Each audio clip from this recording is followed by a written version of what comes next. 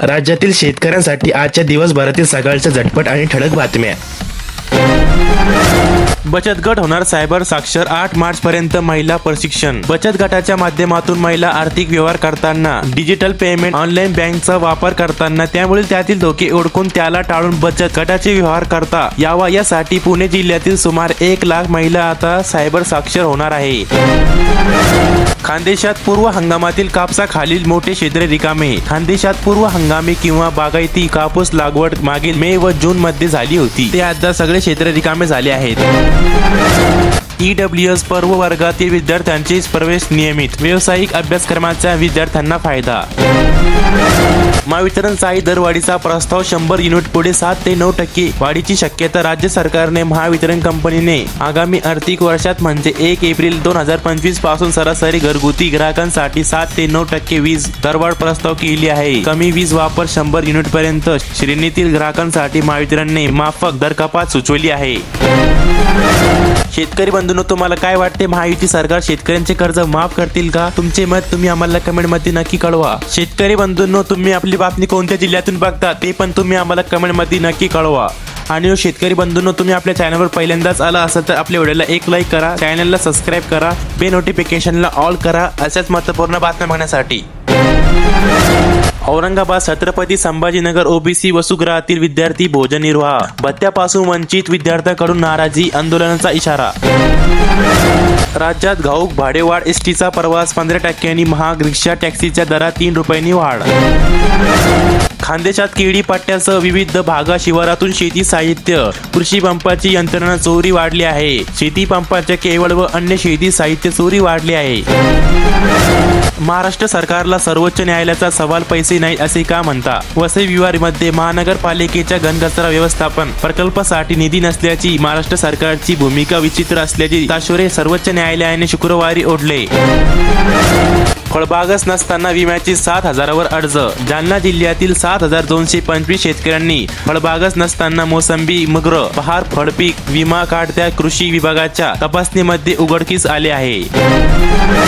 शरद पवार यांनी कृषी सरकारसाठी काय केले? अमित शहा यांचा सवाल। पंतप्रधान नरेंद्र मोदी यांच्या नेतृत्वाखाली सरकारने सहकार आणि कृषी क्षेत्रासाठी अनेक निर्णय घेतले। केंद्रात 10 वर्षे कृषी मंत्री असताना शेती सरकार आणखी साखर कारखानदारांच्या विकासासाठी शरद पवार यांनी काय केले? अमित शहा यांची टीका। राज्य उत्पन्नाच्या प्रभावी अंदाजासाठी माहितीची गतिमान देवाणघेवाण आवश्यक। राज्य उत्पन्न सल्लागार समितीच्या बैठकाचा सूर। सौरपंप योजनेत शेतकऱ्यांची कंपनीकडून लुबाडणूक। शासनाच्या योजनेतून सौरपंप मिळालेला असतानाही त्याचे साहित्य बनवण्यासाठी संबंधित कंपन्यांच्या लोकांकडून शेतकऱ्यांची आर्थिक लूट केली जात असल्याचा आरोप भारतीय जनसंसदच्या पदाधिकाऱ्यांनी केले आहे। सोयाबीन खरेदीला मुदतवाढीची गरज, निम्मे शेतकरी खरेदीच्या प्रतीक्षेत। राज्यातील नोंदणी केलेल्या जवळपास 4 लाख शेतकरी खरेदीची प्रतीक्षेत आहेत, तर 24 जानेवारी पर्यंत केवळ 7,54,000 टन सोयाबीनची खरेदी झाली आहे।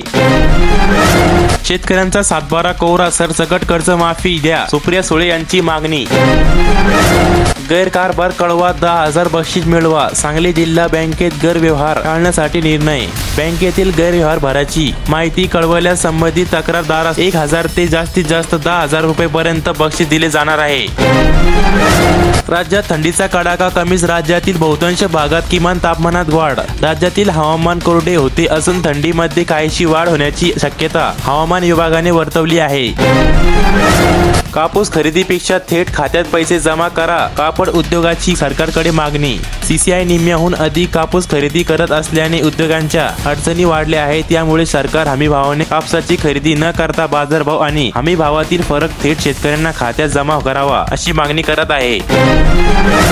पीक विमा घोटाळ्याचा पेन ड्राईव्ह तयार, संसदेत उठवणार आवाज, सुप्रिया सुळेंचा माहितीवर निशाणा। हार्वेस्टिंग आणि पीक विम्यातील भ्रष्टाचार झाल्याची कबुली कृषी मंत्र्यांनी दिली, या सर्वाचा पेन ड्राईव्ह तयार केला आहे, संसदेत तो वाजून दाखविणार आहे। CCI कडे कापसाचा 46% साठा। भारतीय कापूस महामंडळाकडून CCI देशभरात एकूण आवकीपैकी 46% कापसाची खरेदी करण्यात आल्याचे वृत्त आहे। PM किसानची रक्कम 10,000 पर्यंत वाढविण्याची मागणी। सरकारने PM किसानच्या निधीत वाढ करण्याची मागणी मागील 2 वर्षापासून केली जात आहे।